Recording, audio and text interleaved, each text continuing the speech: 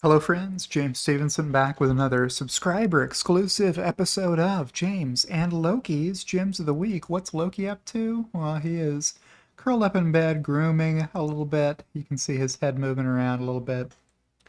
Welcome to an exciting episode. So we had a light show in Korea that's set a new world record this week. We had Tesla doing some advertising around New York City. We got a lot to dive into. Right, Loki? Loki knows there's a lot to do. So we will jump right in where we left off last week, which was with this tweet from Wes Morrill, who's been working on the Cybertruck development team for Tesla for a long time. Replying to MKBHD, check out last week's episode if you want to see more about that. Here's the next tweet that I liked after shooting last week's episode. I apologize. This is the latest I've ever waited to record James and Loki's Gems of the Week, I think, because my camera has been acting up on me. I had to seek some help from YouTubers who are better at it than I am on why my camera is getting worse and worse all the time at having low frame rates. So sometimes in the past, I've had to upload videos that had low frame rate because I couldn't figure it out. But I think I have a technical fix, courtesy of Brian White, FutureAza. I got to get that name right. Helping me out with a power supply recommendation that I think is going to allow me to bypass the USB hub that I was using previously that may have been the issue. Here's that next tweet that I was talking about. Kathy Kitchler is like, read my tweet already. Sorry, Kathy. Tesla made 6 million cars to date, or about the same number, that spontaneously combusted per Tesla Q. Yeah, Tesla Q thinks that every single Tesla ever made has spontaneously combusted. Gotta give that one a like. That was fun. Replying to my tweet about how many vehicles I thought Tesla had produced as of March 29th. I think this number was real close. Right around 425,000 was probably right because the total for the full month was 433, which is about where you figure they would get with 2 more days worth of production, right? So that worked out. The next tweet that I liked came from CERN Basher. Yeah, and it's going to look terrible. Each new vehicle sold takes Tesla further and further away from its mission of pleasing Wall Street. Hashtag bring back guidance. Hashtag focus on short-term profits. Hashtag forget about AI. This is irony, folks. This is sarcasm being employed deliciously by CERN Basher. Replying to my tweet about the quarter with the fewest Tesla deliveries by year. It's almost always Q1. Q1 is the lowest quarter of the year, almost every year. Looks like that's going to happen again this year unless something very bad happens in one of the other quarters. So funny tweet there that I liked. Here's another one from CERN. Year to date, Tesla is the worst performing stock in the S&P 500, down 29%. Yeah, that makes sense. There's nothing going on at Tesla, no innovation, no leadership, no growth. Hashtag sarcasm. I just used that word. So CERN is telegraphing to folks so that they know he's employing sarcasm. That's what's going on there. The best and worst performing stocks in the S&P 500 this year. There is a sale on Tesla still ongoing. Not as good as the prices were last week, but who knows what's going to happen day to day, week to week, hour to hour. It's the stock market. It loves being unpredictable, and it hates being predictable by design. Here's one from your talker at Fresh Jiva. Tesla FSD V12 is getting skeptics like me starting to believe. For the first time, I've been dying to know two things for the past 5 years. How is FSD testing going on the Tesla Semi? And will the price of FSD on the Semi be higher than the price of FSD on other Tesla cars because it's being used for a commercial application, right? This beast is a true revolution if Tesla can prove better safety than the average Class 8 truck driver. That's all Tesla would need to prove. Better than average, not necessarily better than the top drivers since a supermajority of professional truck drivers are very good at what they do, they get a lot of practice and they have really hard driver testing before they're allowed to drive a semi. Tagging Elon, Martin, Ashok, and Drew on his tweet. So I like that tweet, along with 389 other people.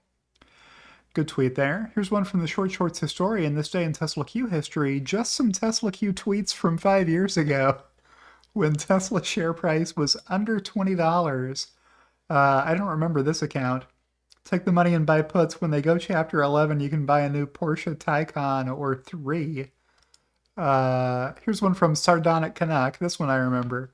You understand that most of us are professionals, and hashtag Tesla Q is a limited portion of our holdings, correct? What's about to happen to bulls is what we call getting a Wall Street education. What he meant was that in March of 2019, when Tesla was trading, I think, below $40 billion, he thought it was going to fall to single-digit billion dollars. He thought that it was vastly overvalued and could not have been more wrong. What else do we have here? Well, it's our old pal Fly for Dat. I've learnt a lot, probably more in the last half year than in the last 10 or so.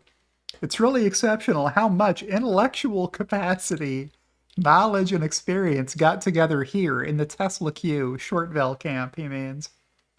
When we blame the analysts, more often than not, rightfully so, we should keep in mind that Tesla Q is like being part of a 200-person specialist advisory research detective firm. One of the funniest polls that 28 Delays Later ran at the time that I recall was, how does Tesla Q think of themselves? And one of the options was cool spies. They really did think they were cool spies throughout 2018 and 2019 until they got their faces ripped off shorting Tesla. Here's one from Robert Maciello. I don't remember this account either. This filly by the stallion, the factor I named Giggle Factory for Tesla Q. Hopefully will run this summer in Saratoga. No word on whether that horse ran or won. Maybe Robert Maciello had better luck with his horse than he had backing the wrong horse, shorting Tesla. That was a dumb move for this whole crowd. Always good to see Short Shorts historian keeping people honest. Here's one from Elon Musk. It's like magic. What's like magic? Let's click through and scroll on up. Message from someone who just tried Tesla's FSD beta for the first time. He used the free trial.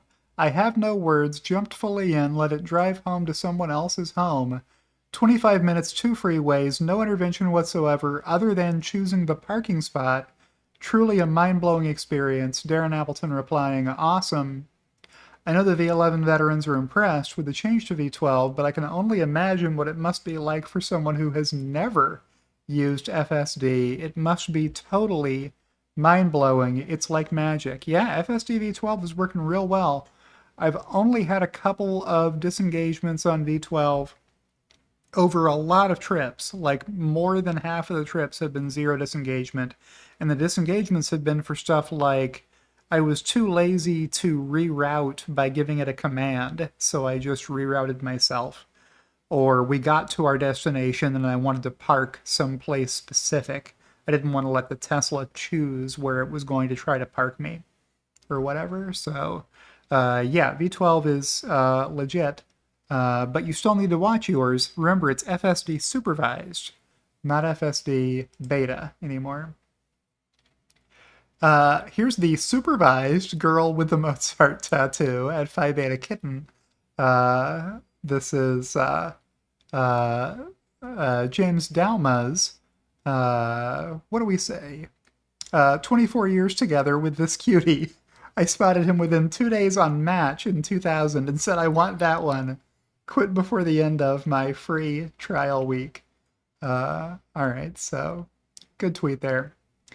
Here's one from Rohan Patel at Rohan S. Patel. Thanks, Spina and others who have posted on X about this. While we normally prioritize our paid FSD customers to the extent possible, there is a group of S and X customers, 3% of total FSD eligible vehicles, who have a different hardware, which the Tesla AI team is working to validate. We have a rigorous safety validation cycle for every software update, and we are working as hard as possible to ship the latest builds to all customers. We don't want to give false precision on timing until the validation can be completed, but want you to know we are focused on trying to solve this. Many of you have been with us on the FSD journey from the start, and it's super appreciated. Yeah, so if you're one of the legacy S and X owners in this situation, there's the answer for you from Rohan Patel through an official Tesla communication channel, that being his X account that he's been using a lot recently. So if you don't follow Rohan, follow Rohan Patel and stay informed that way. If you're wondering if I've forgotten your name, I didn't forget your name. I just don't know how often you let other people know your name, so I didn't want to spill the beans if you're supposed to be keeping that one under your hat. All right, here's one from Brian White, FutureAza, formerly My Tesla Weekend. It's bad that his friend fell for the takeaway clothes, and sillier still that this unserious fellow believed it. What's breathtakingly dumb is posting it and expecting everyone else not to see through it. Even if true, the conclusion still doesn't follow. D- grade overall, with a screenshot here of political moron, or I guess a retweet, of Politi-moron. Wow, 16 delivered and over 100 people waiting. Those numbers are insane. Tesla is in big trouble, with a screenshot here from Politi-reality. Chevy dealer called me today. I had ordered a Blazer just to see when it might come in, and it's here. I'm not buying it, but the dealer said they needed to know because 16 were delivered, and they have over 100 people waiting. This SUV is going to eat directly into hashtag Tesla Y sales. So Politi-moron is the parody account for Politi-reality, calling out that Politi-reality had fallen for the oldest trick in the book from this dealership, the old "we have 100 people waiting" business, trying to get him to come down and take delivery of that vehicle sooner. Here's one from Dutchy at Dutchy Wiegans. Less than 2 hours later, Rohan S. Patel delivers with that software update. How about a 2020 Model Y LR with fully paid FSD? Yes, that vehicle is compatible, and Dutchy Wiegans got FSD. So good on ya, and Ozzy, your Model Y, Dutchy. I spent 4 hours today on our Model S with James Dalma using FSD v12.3. It was like a mobile TED Talk. Ask me anything, said the supervised girl with the Mozart tattoo, Phi Beta kitten. Funny stuff there. Here's one from Anwar Bek Imanbayev. I freaking love this company. Tesla, Tom Zhu, and a few other Tesla execs came out to personally hand deliver my Cyber Beast today. Beyond grateful and thankful for all my friends at Tesla. Next stop, unplugged Tesla for the Invincible package upgrades. Tagging Elon, Rohan Patel, and this is Franz von Holzhausen's handle. Woodhouse too. So great photos here with Tom Zhu and Anwar Bek and his little one here. I think I see the other owner of the, or the other club president of the Austin Tesla owners here in the group photo. We got a lot of folks having fun. And there's Anwar Bek's wife, I'm going to assume, for the purposes of this video. And posing with the Cyber Beast logo on the back of the Cybertruck. You only get that if you buy the 3-motor Cyber Beast. Not if you get the dual-motor Cybertruck. You shouldn't get a Cyber Beast logo on the tailgate of your truck. Although I think some misprints have gone out to dual-motor Cybertruck owners. Here's one from Jeff Lutz. The end of humans driving. What's he replying to here? Oh, it's Ashok Elaswami's cryptic tweet. It is the beginning of the end. Meant to spark conversation, and it worked. He got the social media engagement he was looking for, with over 1 million people viewing this tweet. I replied, wrong. T is the beginning of the end. And then I replied to that with the Tesla T logo GIF. All right, so I will back up out of here once or twice. Yeah, twice. Gotta be sure you don't back out too many times. 3 times, a lady. Okay, here's one from MKBHD. Studio tour outtake, do not publish .mp4. That's funny. So if you don't know what this is about, I'll just play it for you. The world's largest iPhone is still here, but it's kind of retired. Doesn't really do as much, even though it takes up the space. But speaking of retired, a lot of people ask, oh wait, how do you still have the coffin? It's sort of in the back of the studio, tucked away, because you wouldn't want it in the middle of the studio. That's kind of a weird vibe, I guess. And then we have the podcast studio, which is also, it's pretty similar to last time. Probably you'd recognize most of the stuff in the same spots it typically is. Oh, sorry, that's not really showing people that yet. Anyway, okay, podcast studio. You guys have seen the C500s and everything in here before. Funny. So yeah, there's all kinds of fun stuff at MKBHD's studio, including this gaming table, I guess. He's got all kinds of fun stuff there, which you would collect, making all the fun YouTube videos he's gotten over 10 million subscribers making. But yeah, that was a great April Fool's joke. High production quality April Fool's joke from MKBHD. Here's one from Curious Peggy. Well, now I can. Thanks for the follow. Now I can what?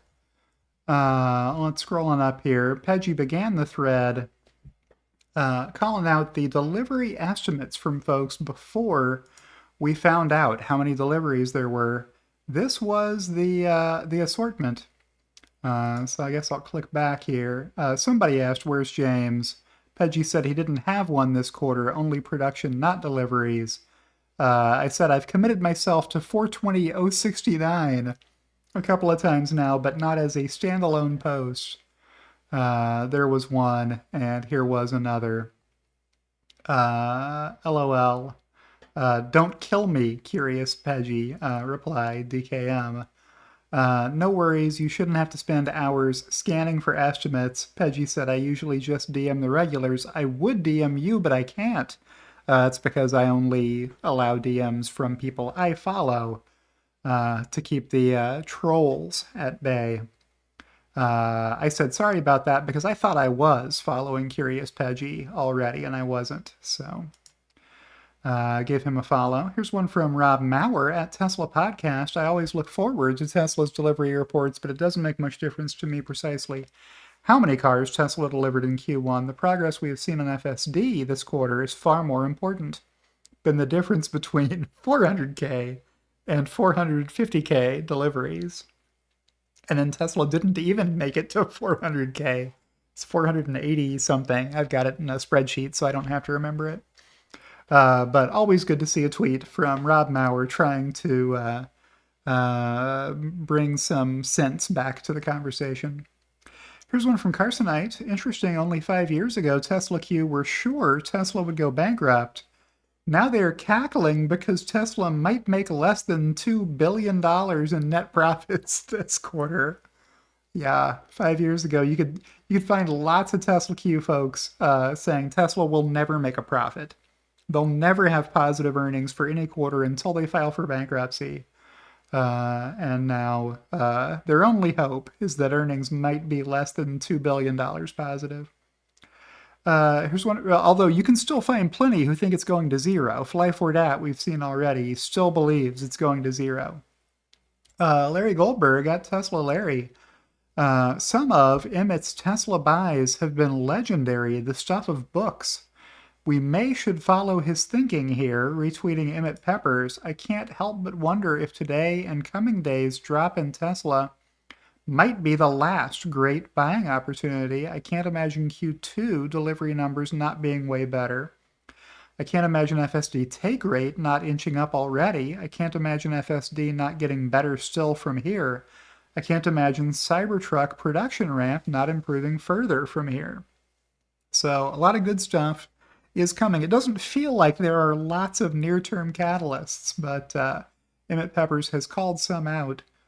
However, if below Tesla China prediction turns out to be true, then we could get even lower next quarter, with delivery numbers potentially below 300K or sold at losses with super aggressive discounts. If Tesla Shanghai has the inside scoop on less than 100,000, being how many units sold in China in Q2, if the economy within China is that bad. And a lot of folks have been saying that it's pretty bad in mainland China right now. Not that Tesla wouldn't be able to export from there, but you want a significant chunk of what they produce in Shanghai to reach local buyers. Let's see, what else do we have? If I scroll up my list, Roland Percher at PILOLY, Tesla deployed 4,053 megawatt hours of energy storage products in Q1, the highest quarterly deployment yet, with a good chart here showing the narrow scrape by which Tesla reported a record for Q1 Tesla energy storage deployed. So off to a good start. Now, there are some revenue recognition principles that make large-scale energy installation projects not hit as evenly as car sales do, right? So when you see the deliveries number, you can expect that that number times a reasonable ASP is going to give you the automotive revenue, right? And then, you know, little wiggles for stuff like how many of them were leased vehicles, what was the mix by model, that sort of thing is going to make that number shake out a little differently than you thought. But for the energy business, you have to wait until those projects are complete before you can take the revenue. You can recognize the revenue from that project. So there can be delays for things to be inspected by regulators before they're turned on, put into service, etc. You know, permitting and whatever else may happen before those installations are considered fully delivered to the buyer so that you can take the revenue through your income statement. Here's one from Scott Walter, PhD, at Going Ballistic 5. I received a long-awaited promotion today. I am no longer a lowly beta tester. I am now a supervisor. As full self-driving went from being called FSD beta by Tesla to being called FSD supervised, which I am guessing was mostly about making sure the new users of full self-driving understand that they need to supervise it at all times and not be complacent because it could do the wrong thing at the wrong time still. Here's one from executive producer of this program, along with the Kathy Kitchler tweet we saw earlier, Bradford Ferguson, owner of Rebellionaire.com, big-time supporter of the Tesla community on X and elsewhere. Despite anything else that happened, today is a huge success. The Tesla Cybertruck fits in my garage with the Cybertruck emoji here. So good stuff there. A lot of folks were worried that a Cybertruck would not fit in their garage because when it was unveiled on stage, it looked like it was too big. It's like an optical illusion. The Cybertruck tricks your mind into thinking that it's a much larger vehicle than it really is. It's the size of an F-150 or a Chevy Silverado. They're all about the same footprint. Here's one from FutureAza, another one from Brian White. Tesla's 26 days of inventory mean demand has collapsed.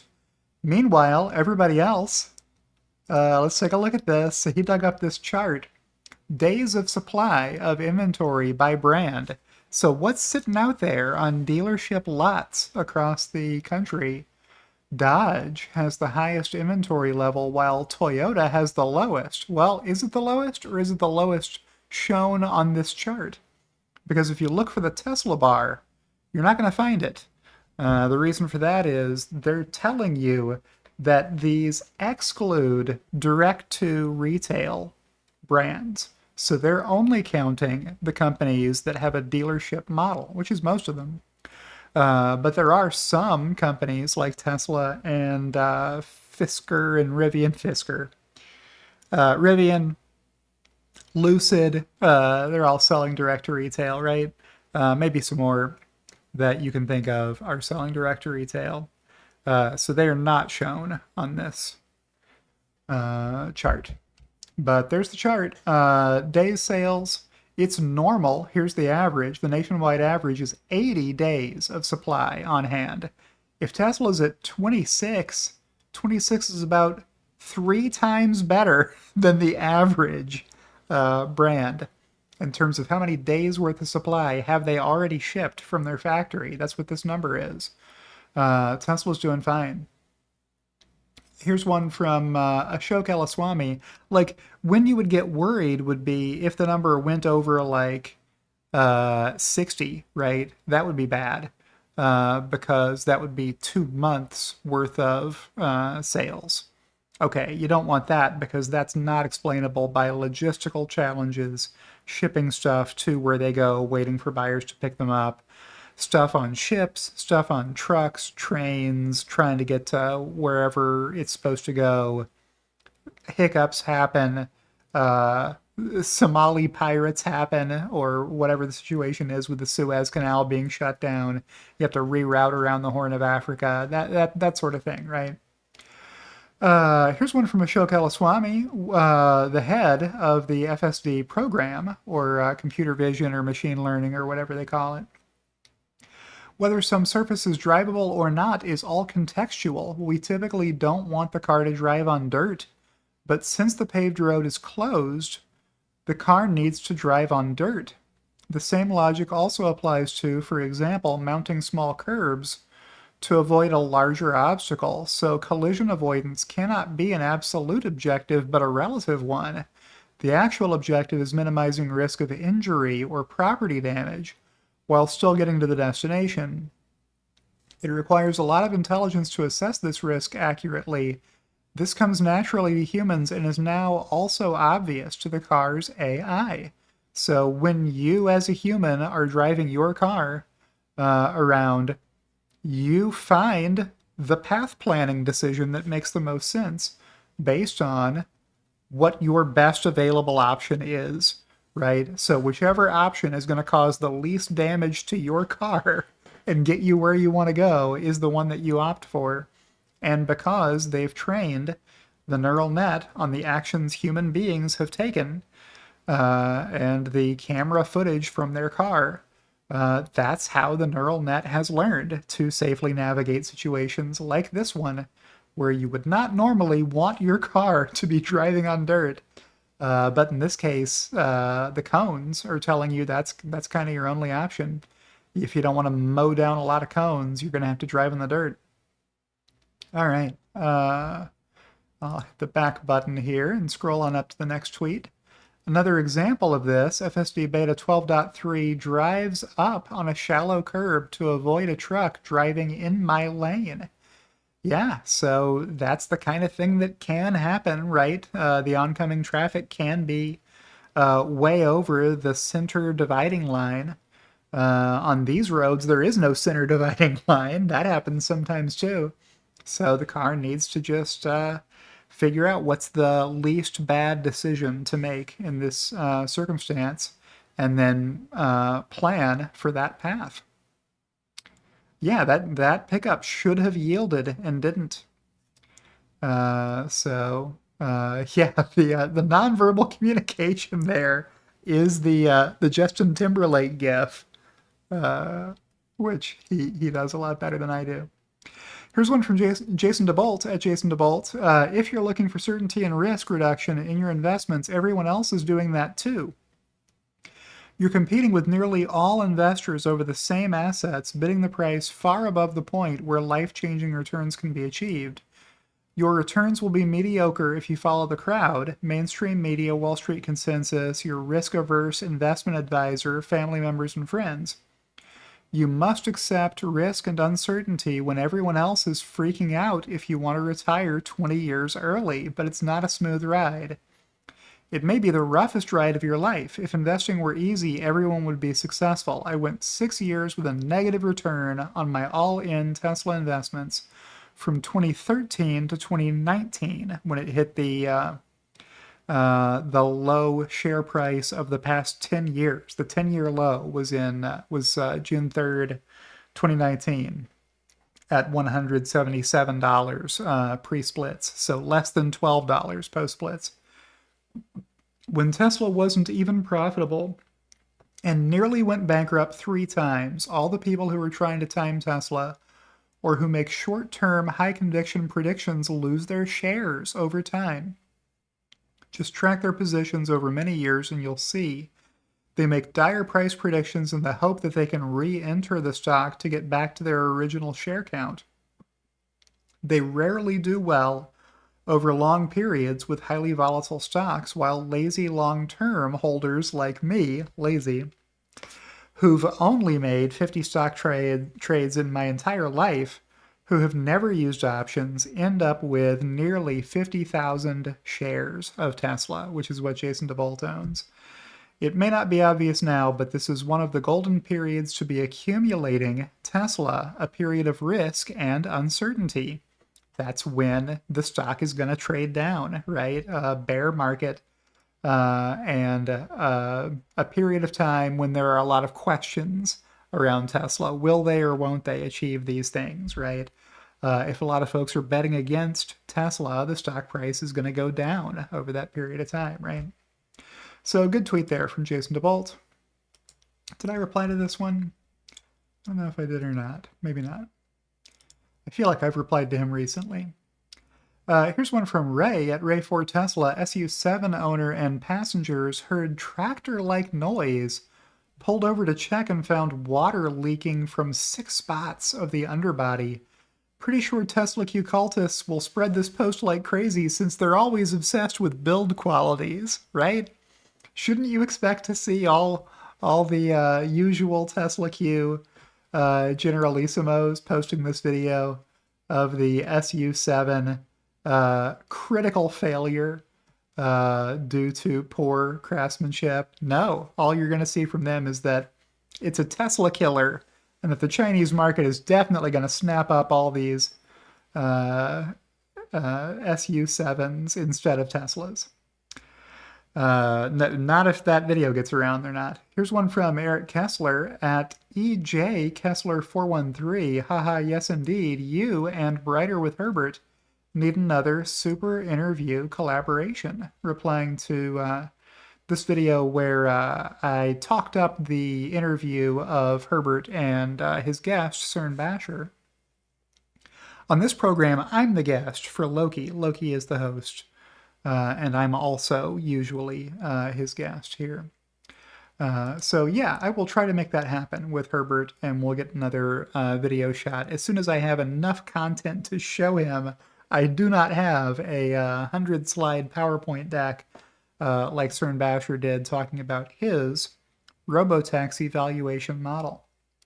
Here's another one from Mayor. Nobody knows about EV total cost of ownership versus gas cars. And then here's the exhibit I will let you peruse as I sip my apple juice.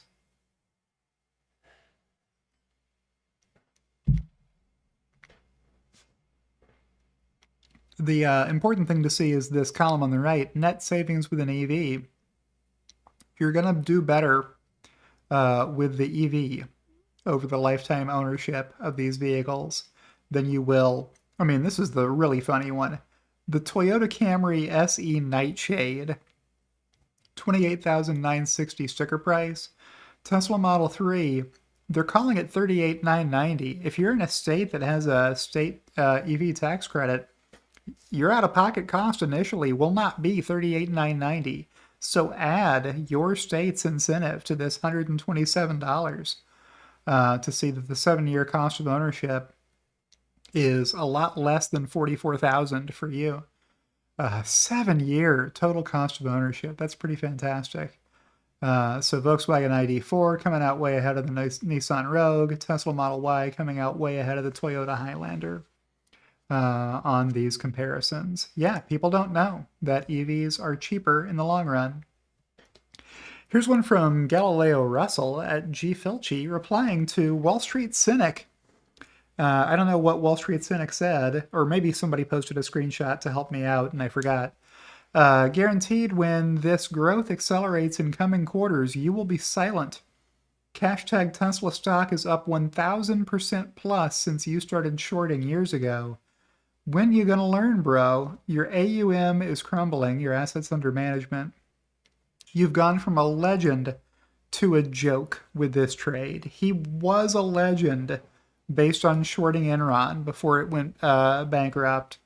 And he gave up all that brand equity by shorting Tesla for, I think he started in 2015, shorting Solar City, and then moved his short over to Tesla. He said fire comeback here and got a lot of likes on it. I don't know what the fire comeback was. Maybe it's in these replies. So I like Tesla said, surprised he hasn't blocked you. I shrugged here, not knowing what he had said. And then Chris Pierce, God bless you. You're watching this video right now, aren't you, Chris? Christmas Pierce, replying with a screenshot. Lost in the deliveries disaster was the fact that hashtag Tesla energy growth also decelerated dramatically in the first quarter. Megawatt hours deployed up only 4% year over year. It's the same as the chart we saw from Roland Percher earlier. He's got his own chart here with a megapack in the background, I guess. So that's what's going on there. So funny stuff. I don't know how I got roped into this conversation unless he was replying to... no, it says 4224. I don't know how I got in here. Oh, maybe I just saw the I like Tesla's reply and replied to it, and that's how.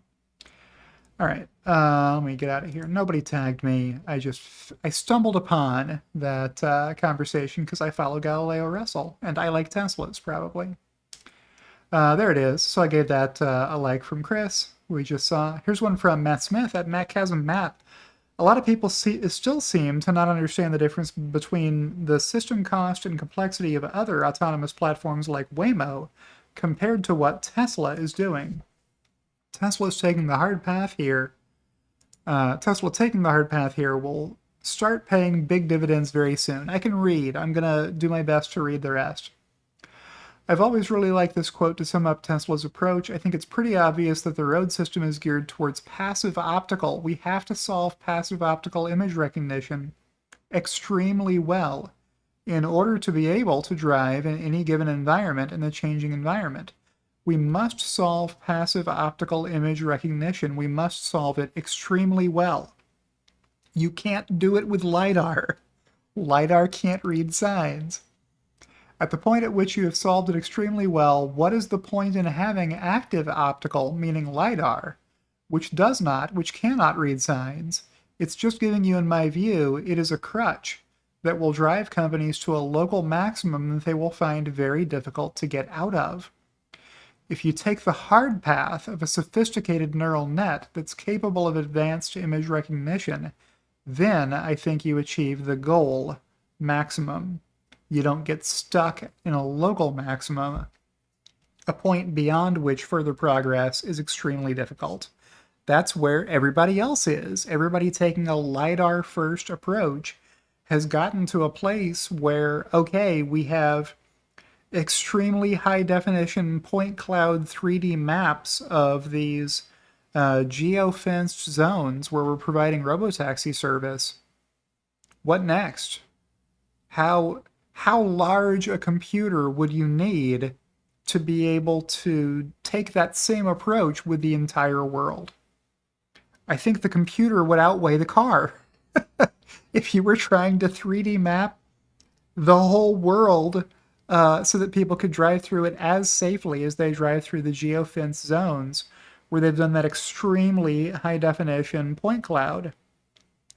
And you're not going to be able to read signs that get put up in front of the car, right? So if the environment changes, which happens all the time, your approach doesn't work anymore. You've got to have passive optical solved. That's Elon Musk. In Q4 of 2017, he knew what he was talking about. 8 years ago, he wrote Master Plan Part 2. And in 2017, he also knew what was coming. All right, so I'll click the back button here and keep scrolling up. Here's Elon Musk saying, system purge of bots and trolls underway. Please reply to me or at XENG, X Engineering, I guess. If legitimate accounts are suspended, X Corp will be tracing the people responsible and bringing the full force of the law to bear upon them. So he got 48 million views and 201,000 likes on getting rid of bots and trolls. So good work from X. I haven't seen tons of results from this yet. Like, what I mean by that is I haven't seen my follower count drop. And wouldn't you think it would if they had a major program to get rid of trolls and bots? Because plenty of bots follow me. You can spot them. They're not hard to find with their, first name buncho numbers handle or their, default bio pic or never posting anything or whatever other telltale signs you have identified for spotting bots. Here's one from Arash Malik. My dad just got the FSD 12.3.3 trial, so I supervised his first time ever using FSD. Working on the full edit, here's a short clip for now. Things got hairy very quickly in this video. I'll show it to you. Good? Yeah. Can I wear the glasses? Sure, yeah.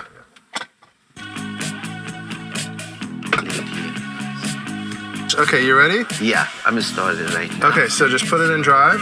Mm-hmm. So it's gonna wait. It's gonna wait. Wow. Okay, now it's gonna go.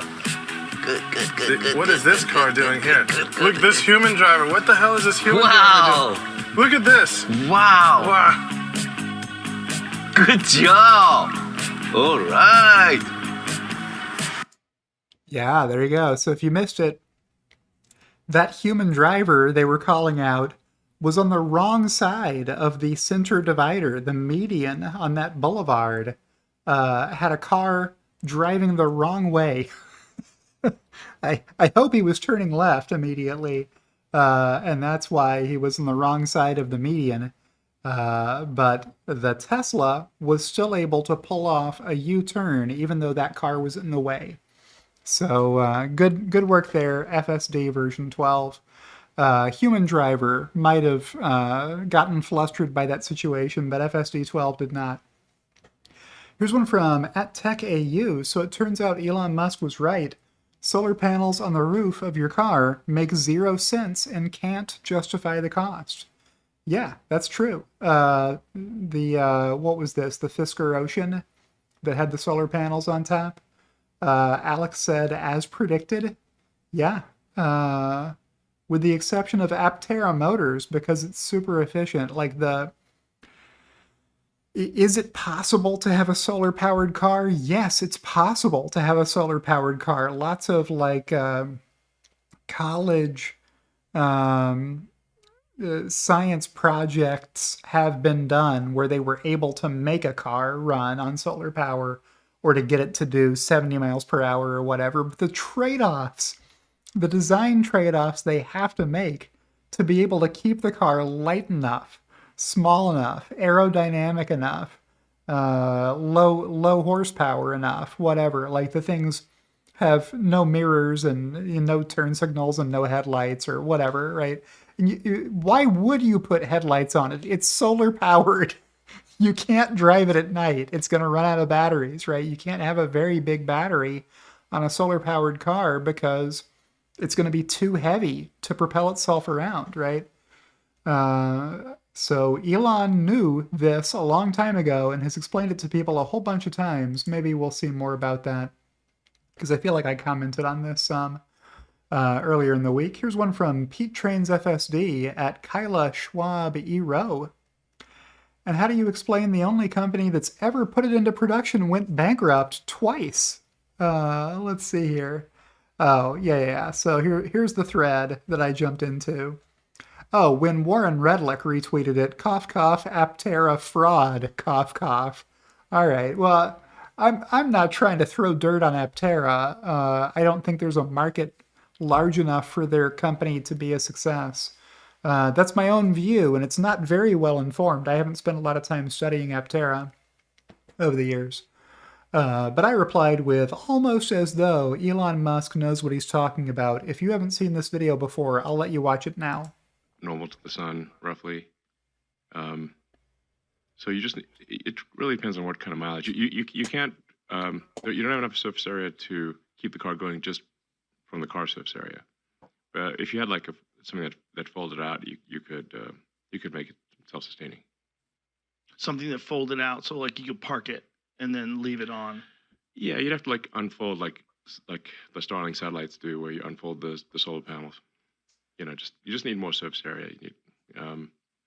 Is there any potential for an advancement in technology that would make a smaller area much better at conducting sun? Nothing. No, it's a kilowatt per square meter. That's what you're going to get when the sun, if you're normal to the sun, so at 90 degrees to the sun. And there's nothing that could accelerate that, or no. That's just literally the solar energy. That's just it. Yeah. So then you multiply your efficiency by that. So if you commercial panels, like maybe 25% efficient if they're a good one, so you get like 250 watts per square meter. There was one car, roughly 10 feet. What was it, like a Fisker that was using a solar panel that claimed that it was operating like the electronics, like it could start the radio. Yeah. I mean, you can definitely you just don't have enough surface area for it, but like but you can like certainly you could run a house with solar with the solar roof, the Tesla solar roof. You can run a house. But it's never going to get to a point where you can just have a car that's made out of solar panels that it could drive around. It could never be that efficient. Correct. So you do not have enough surface area. What? Yeah, so you can put solar panels on a house and power the house as long as you don't need the house to propel itself from one location to another. Then it cannot run that propulsion on solar energy.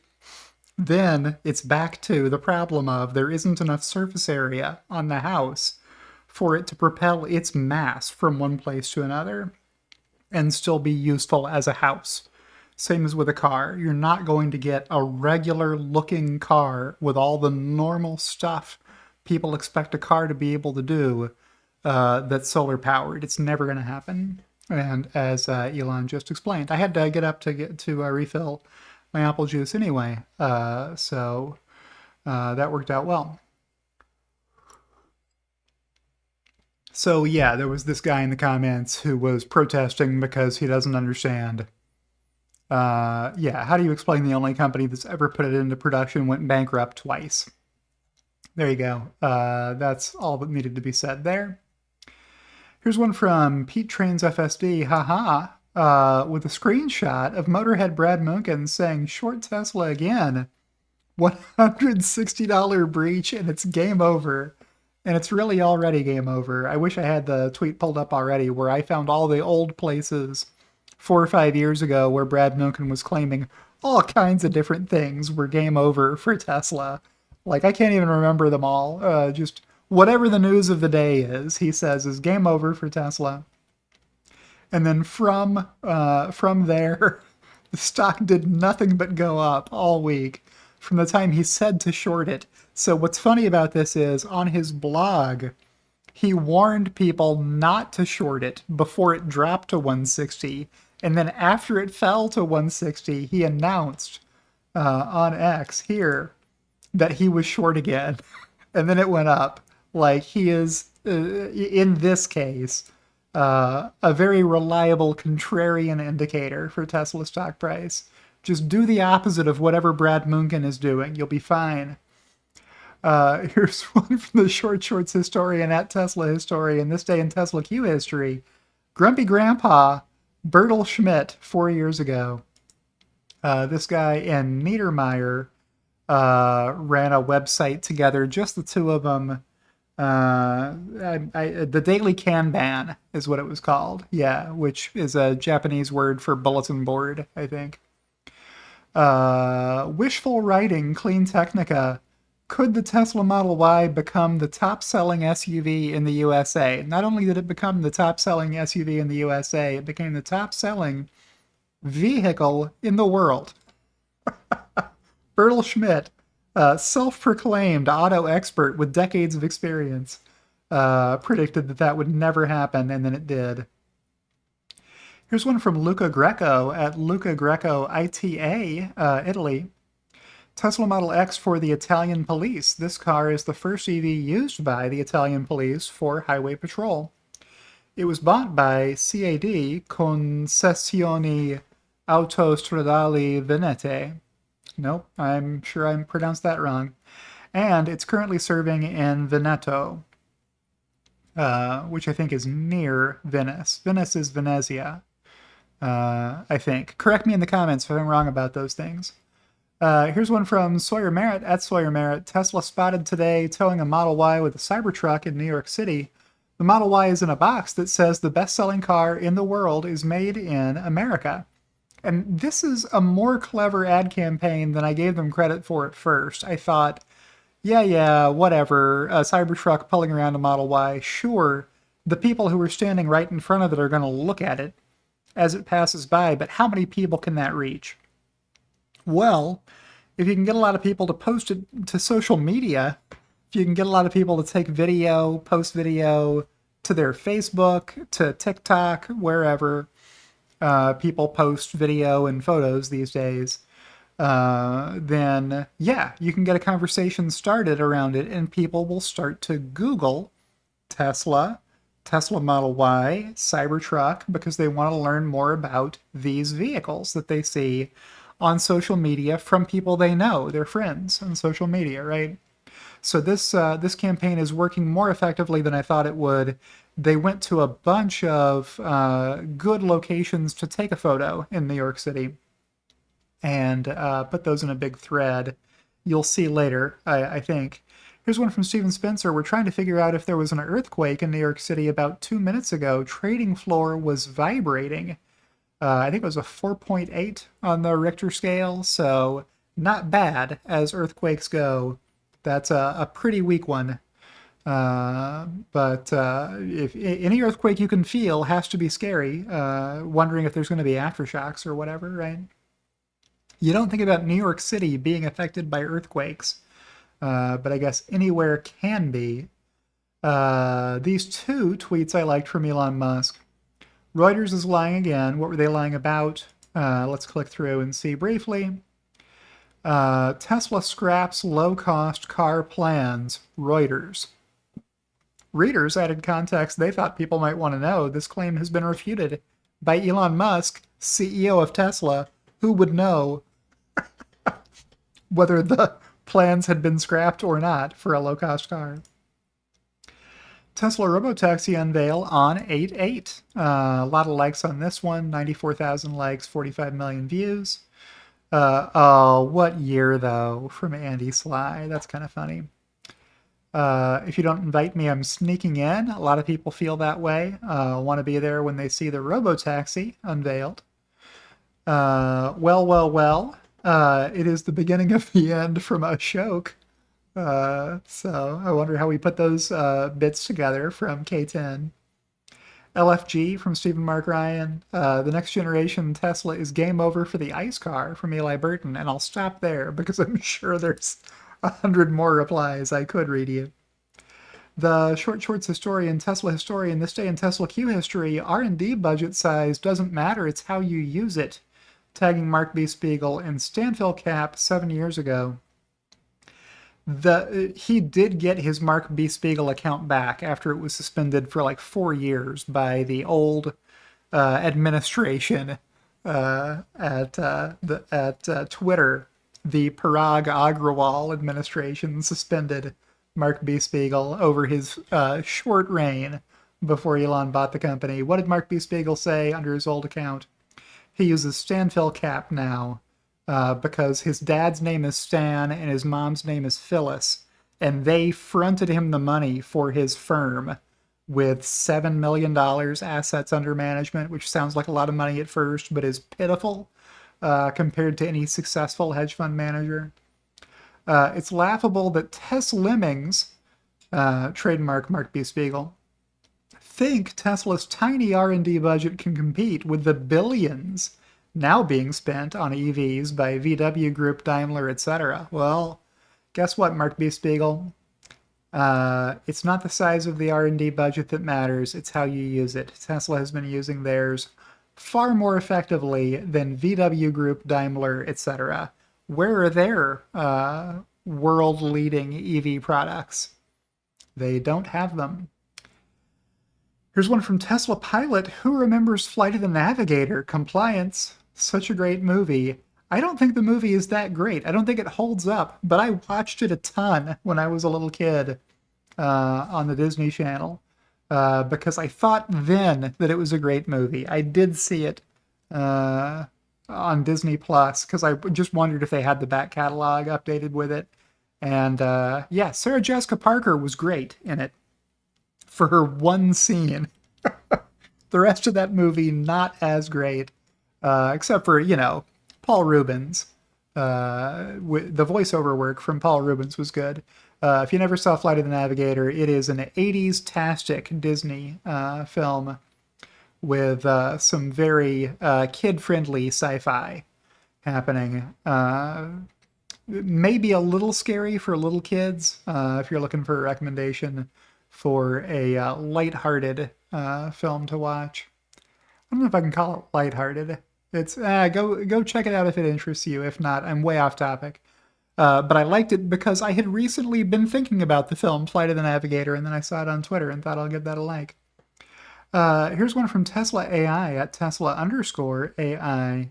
Hit greater than 1 billion miles driven on FSD, and look at the uptick.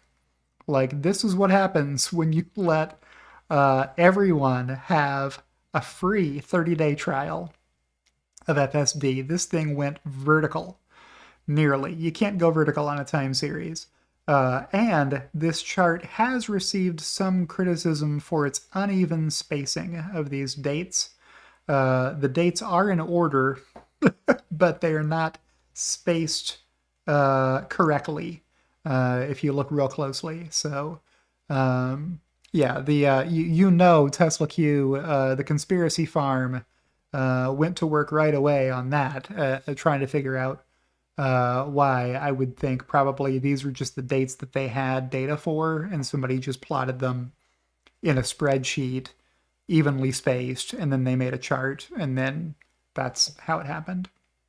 They're not they're not numbers, they're text values is the way this happens to a chart.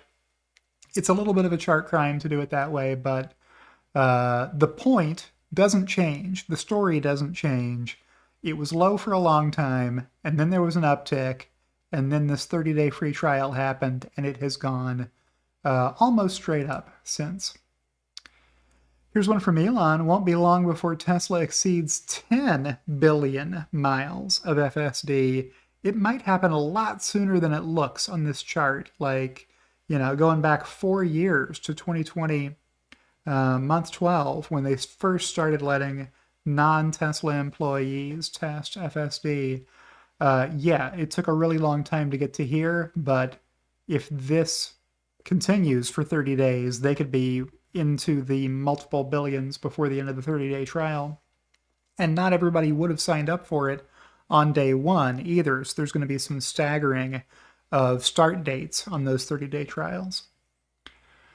Here's one from Brian White. I didn't realize hydrogen cars have a hard expiration date. I guess these will just be display pieces for collectors rather than weekend drivers. Don't forget the expiry date of 10 to 12 years of the hydrogen fuel tank. Yeah, so it says right here on the door of your hydrogen refueling port on your hydrogen powered car. This must be a Toyota Mirai because I don't know of any other hydrogen powered cars. Do, in capital letters, do not refuel after 2035.09. So, beginning September 1st, 2035, I guess, you can no longer trust the structural integrity of your H2 tank. Maybe due to metal embrittlement from hydrogen over that time period. That tank isn't rated to last beyond 2035. It's just weird to see a sticker like that on a vehicle if you're used to driving electric or gasoline-powered vehicles. Here's another one from Brian. This broken system that encourages impersonation is eroding trust in the platform. Retweeting me asking Elon, could you please ask someone at X to fix this? Where people tell me that I have an impersonator, so I report them and block them, and then they change who they're impersonating to somebody else. This person did it in a very lazy way. Here's the email that I got from X saying that it's not in violation of their impersonation policy, but look, this is what at L, lowercase l, cannot with 3 n's underscore enough with the big yellow flower over here instead of a blue check mark and a rebellionaire badge. Same bio as me, same location, possibly the same start date. I can't remember when I started. It might have been January 2011. With over 1,000 followers. And this person could have been in the DMs to people trying to scam them out of their money. That has happened before. People have lost money to people in their DMs that they thought were me. People impersonating me have stolen money from people. It's a crime. A literal crime. Here's what the account looks like now. They're impersonating Gert von Lagen. I alerted Gert von Lagen that he was being impersonated with the background photo and the profile pic, but the name is still mine and the handle is still a variation on mine. So yeah, maybe you just can't block people who are impersonating you because it alerts them that they've been reported or that you're onto them, so they go on to report somebody else or impersonate somebody else. Elon, at Elon_alerts, Elon Musk liked a post from James Stevenson. Here it is. While you were sleeping, 1,000 Tesla owners in South Korea independently organized this amazing 3+ minute long light show. Hashtag Tesla at Elon Musk. This got a lot of views, both before and after Elon liked it. It was doing pretty well. And I'm going to assume you've seen it already and don't want to see it now. Because this video has run over an hour already. I will just keep moving. That's an easy video to find if you want to go find it. I hadn't seen anybody else report it at the time that I sent that tweet out. Normally, you can't beat Sawyer Merritt to the Twitter timeline, but I did in this case. He and a few others were sending it out hours later. And so there's some related stuff here. Here's one that I will translate for you. Elon Musk clicked like on this post by James. So awesome event there. Really cool to see the independent organization in South Korea come up with that amazing light show. Here's another one from Elon saying pretty much to what? Well, it's this thread from Sven at S-O-B-S-K, or S-O-B-S-K, I don't know, 902. Tesla already has won the race to autonomy, and nobody knows it. Here's why, with a little flowchart here. Based on current information, Ashok talks with Dave Lee and James Dalma came up with the following simplified steps. DC is data center, OTA is over the air. Fleet is the Tesla fleet of robotaxis. NN equals neural net. Start with the training data set, train the neural net based on data set, deploy neural net to fleet, collect videos, send clips back to the data center, auto-label the clips, add clips to the current data set, go to 2. It's recursive self-learning. You just keep making the thing smarter.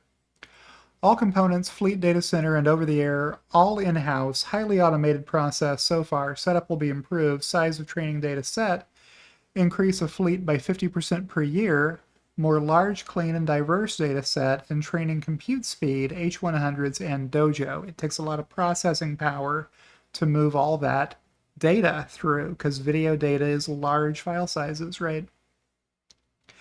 If you see it a race to level 5 autonomy, following questions come into mind, especially with regard to competition. What size is the fleet? How big is the size of the fleet? How easy/fast is it to access the fleet?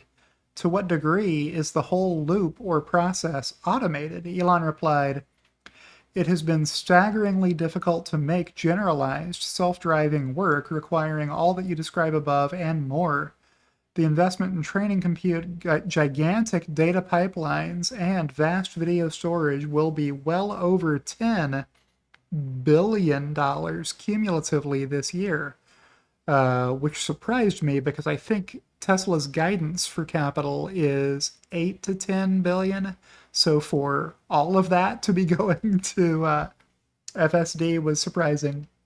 Now maybe there's some that isn't capital included in that 10 billion. Like maybe he's including the salaries for the folks who are working on this project and their benefits and taxes and stuff. Those would go as an expense, as a research and development expense, rather than as a capital cash flow. But that is nothing compared to the $250 billion in cars on the road with Tesla-designed AI inference computers being trained by their drivers. If you've got a Tesla, you are training the neural net. So that's the big one. That's the largest of the advantages Tesla has over everybody else, is the fleet of Teslas already on the road that are already robotaxis, that are already collecting this information and sending it back. A lot of folks don't understand the difference between hardware and software. You might be asking, James, my car doesn't take fares and make money for me. Well, not yet it doesn't. If with a software update it becomes capable of doing that, at what point did it become a robotaxi? Only when it got the most recent version of the software? What do you call a computer before there's any software installed on it? You call it a computer. It's called a computer before the software gets loaded onto it, even though it's not capable of doing anything, right? Your computer can't do any processing before there's software on it, but once there is, it can. So it's right to call it a computer before the software upload date. And that's what Elon means when he says 1 million robotaxis by the end of 2020. He was right.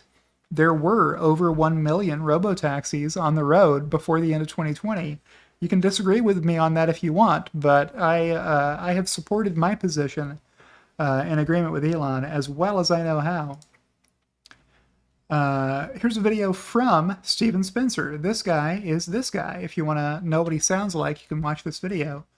A Trader's Guide to Navigating Breaking News, with some fun examples in here. He did give a Tesla example, as I figured he would. He's been investing in Tesla for a long, long time at SMB Capital in New York and in his own personal portfolio. Let's click ahead here. Maybe we can catch him talking about Tesla for a few moments. And to alleviate this concern, Tesla has communicated that they plan to release a $25,000 compact car in the second half of 2025. If Tesla had canceled those plans, it would make many institutions nervous and they would knee-jerk sell shares, causing a quick drop. In fact, that's what happens. So the news story breaks, many traders on our desk start to get short. Here's what it looked like. As someone who follows Tesla closely, I'm aware of Reuters' history with respect to releasing news stories on Tesla that turn out to be false. So I tweeted my skepticism on X, and as Tesla sold off to the March low in about 15 minutes, I started to buy some shares. But for me to get very aggressively long, I wanted a denial of the story from Elon Musk. Now, Musk recently has been on Twitter, now called X, all of the time. and the odds of him issuing a denial on the story seemed reasonably high to me. And in fact, he responded on X the story was false. And as Tesla quickly moved back above 163, I bought more shares. I loudly called this out on our desk, sharing important trading information that Tesla could retrace back to 168, which had been the morning support and would be a good spot to exit the trade. If you have any questions about breaking news trades in general, or more specifically the trades that I discussed, please let me know in the comments. All right, so that was a good timing. I happened to click to the right place on that timeline. So yeah, follow Steven Spencer if you don't follow him already. He's pretty great. Here's one from Summer M at Summer M Invest. Imagine 1,000 cars in only one parking lot, but no smog, no smell, no noise. It was such an insanely fantastic experience. So she was there. Replying to Dirty Tesla, who said this is insane, and also imagine all the smog if those were all gas cars running at once. Yeah, this would be, you know, an awful, awful place to be if all these were gas cars running at once, right? Here's another one that I liked from at got_allrounder that was in Korean. Light show successful with a thumbs up here. So I like that tweet. About that topic we already covered. Here's another one from Matt. The vertical inflection here is a very big deal. Back in Master Plan Part Duh, at Elon Musk estimates that regulatory approval might take 6 billion autonomous miles in order to get the level of training which would achieve the necessary safety levels. Yeah, so 6 billion is going to be here pretty quick. Here's one from Elon. Interesting analysis. What was interesting analysis? Well, let's go up to the top to see WholeMarsBlog tweeting the purpose-built robotaxi will be smaller than Model 3 NY. So there will still be use cases it handles better than a dedicated robotaxi. Mostly people just want the car that's closest. Yeah, if you're trying to hail a ride and you're by yourself, mostly you just want to be picked up as soon as possible, right? With a screenshot here from Dan O'Dowd, if Elon Musk ever actually makes a robotaxi, Model 3 and Y will not be able to compete in the robotaxi market against a purpose-built robotaxi. So everyone who paid Elon up to $15,000 for FSD will never get their long-promised $30,000 per year robotaxi revenues. It would be like owning a horse. All right, so he's making the same joke Elon used to make about how if you buy a car that's not capable of autonomy or isn't electric, it's like you're buying a horse. You are buying an obsolete piece of technology is what he meant. BR Cooper replied, @_BR Cooper replied, dedicated robotaxi should be a super efficient two-seater. 80% of rides are single passenger and probably about 90% are two-passenger or fewer.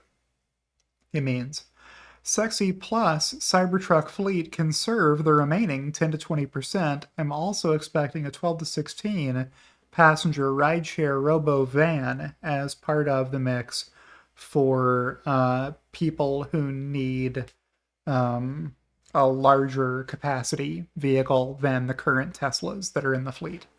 So that was the analysis from BR Cooper that Elon Musk found interesting during his quiet period before he can say anything between the end of the quarter and the earnings release for Tesla. You can't get this kind of information out of Elon Musk about Tesla prior to earnings because those would be forward-looking statements or whatever the rule is. Here's another one from Summer M. Alex, you are right that someone is at story_J_Gmail. So somebody asked, the planning for the Variety must have been tough. Did every vehicle have different programming based on its location?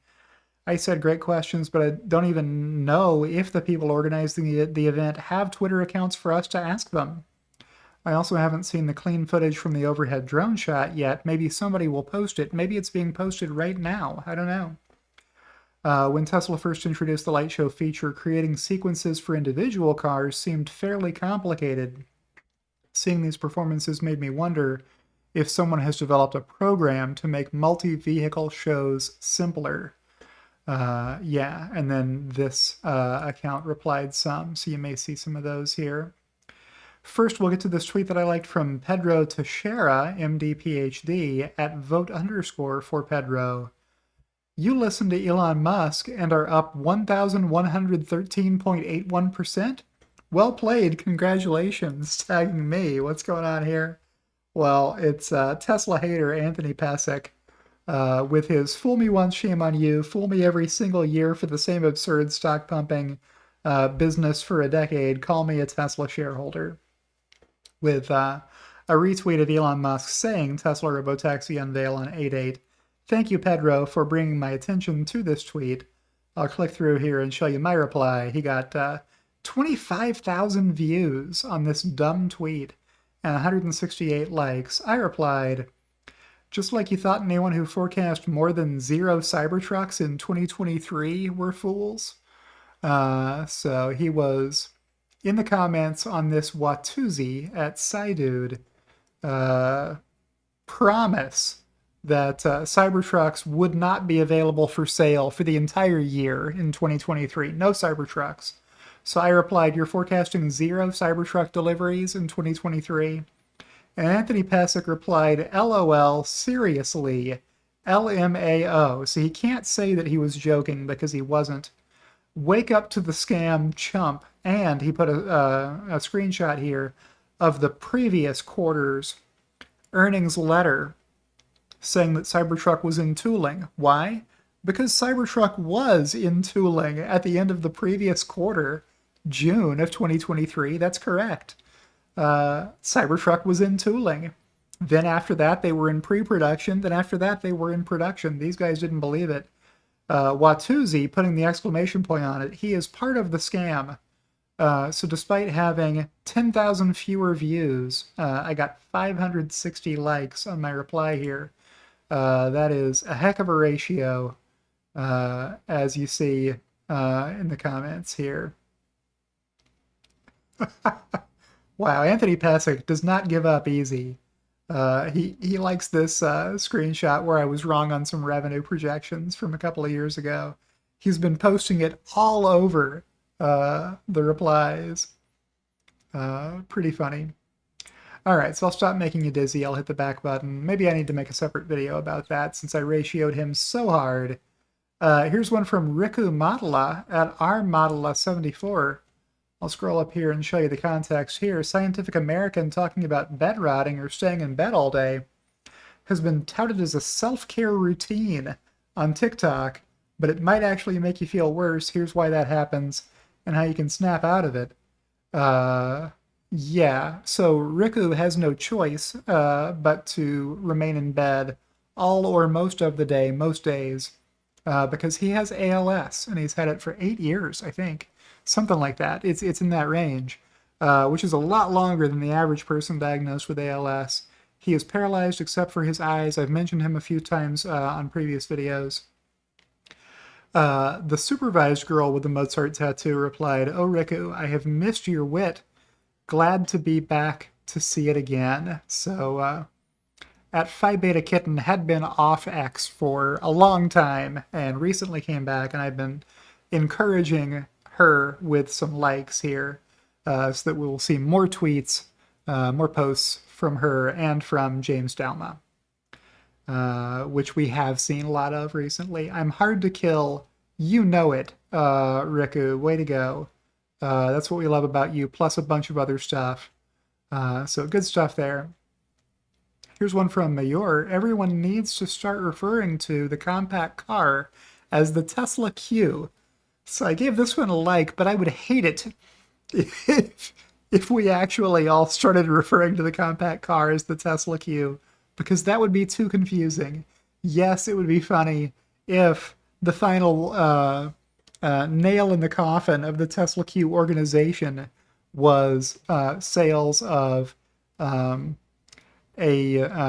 compact vehicle from Tesla called the Tesla Q that had enormous sales and bankrupted a bunch of legacy automakers. That would be poetic justice, but I would find it difficult to have conversations with people about the short sellers if they called a car the Tesla Q.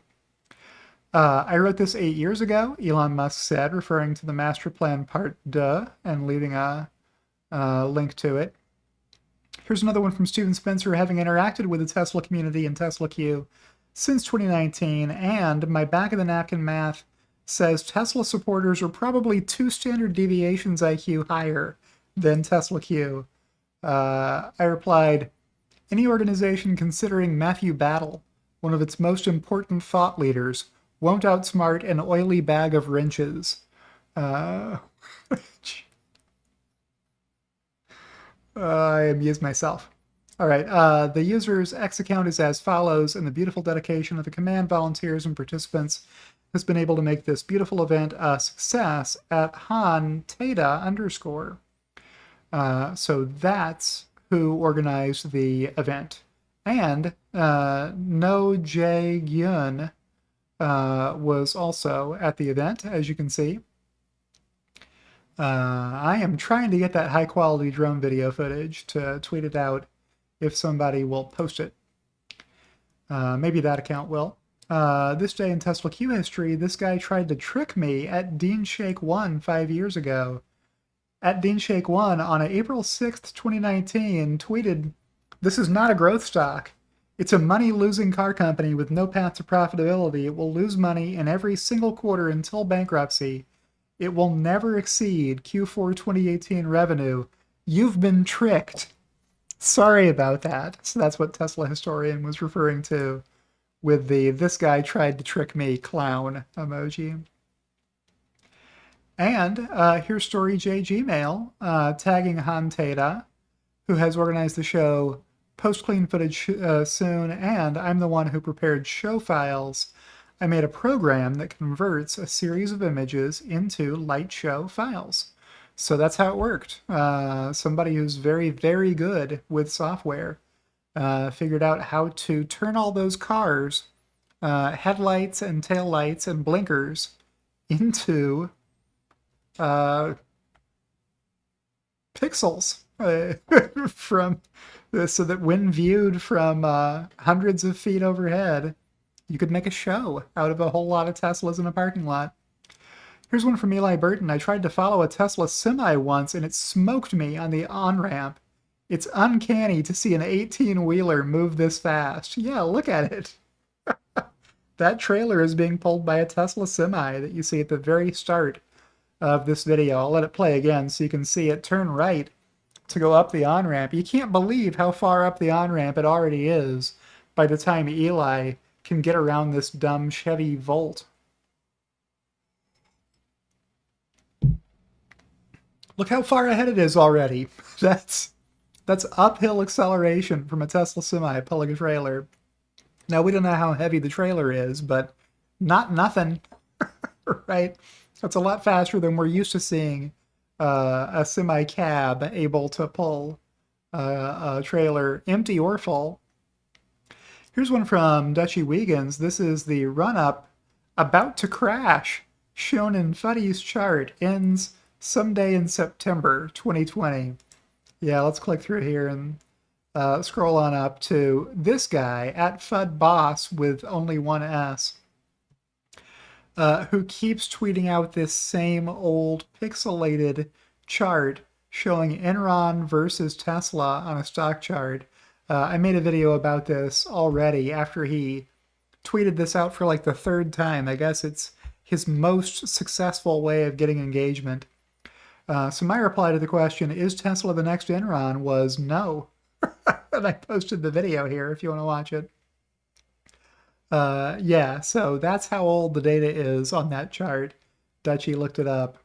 September 2020 is when that dumb graphic was created by somebody else, not FudBoss. He just found it and decided to recycle it. Here's one from Dan Musk at DanMusk4680. On April 7th, the world's largest ever gathering of more than 1,000 cars and a light show was organized by private Tesla owners in South Korea. Tesla owners and investors in South Korea are among the most passionate about Tesla in the world. South Korean individual investors own 1.7% of Tesla shares, enough to make them the sixth largest shareholder. Well, only if we're not going to count other countries except South Korea. Pretty sure the American shareholders are doing better than 1.7% of the company. Only Elon Musk, Vanguard, BlackRock, and other global asset managers own more shares than Korean investors. However, despite this passionate fandom, South Korea has been somewhat marginalized when it comes to Tesla vehicles and software offerings. Even the Model 3 Highland, which has been open for ordering globally, only opened up in South Korea a few days ago, and FSD is still a basic driving assistance system much lower than the FSD beta in North America. Tesla owners in Korea are more eager to deploy FSD than anyone else in the world. Korea's small landmass and advanced and standardized roads and transportation system make it easy to deploy FSD. Please retweet this so Elon Musk can see it and help us bring the latest version of end-to-end V12 FSD to South Korea. So maybe that will be a future location because the roads are so clean and organized in South Korea.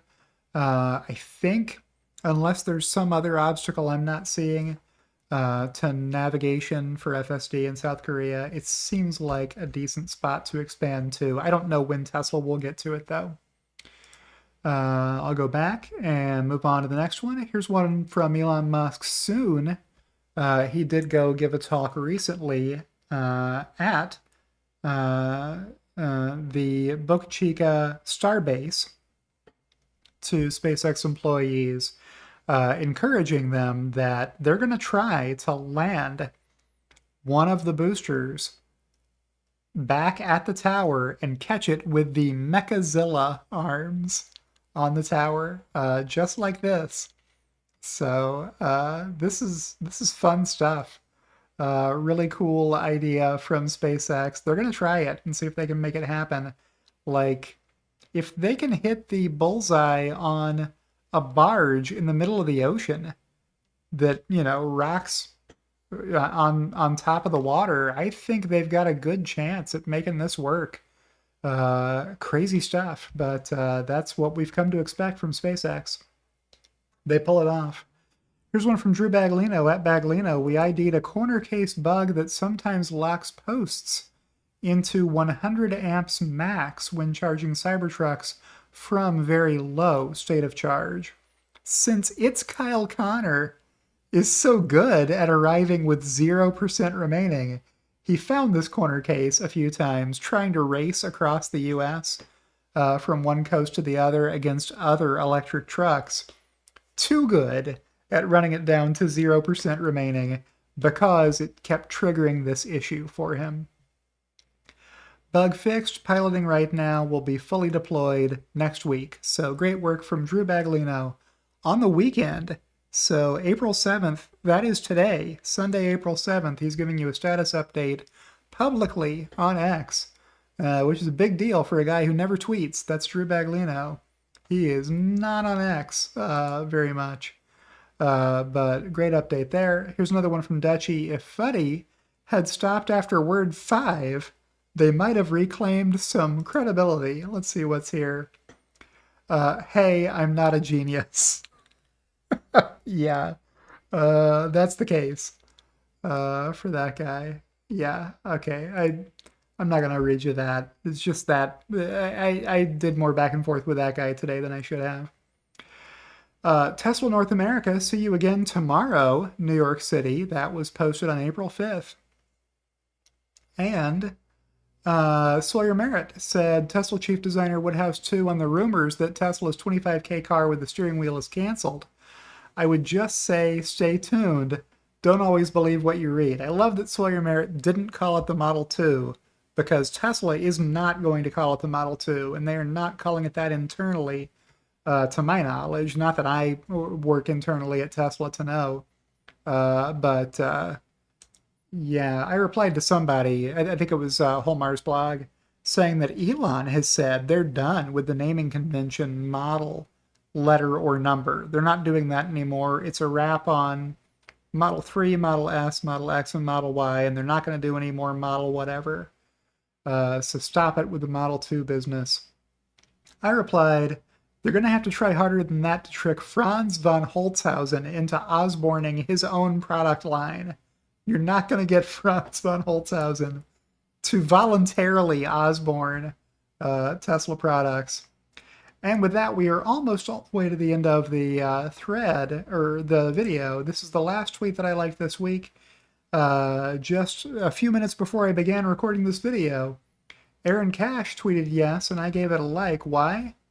Because he was at that event with Franz that was at the Peterson Auto Museum, and he took a video from the vault area of the Peterson Auto Museum where they lock up stuff that isn't on display anymore before they transport it out.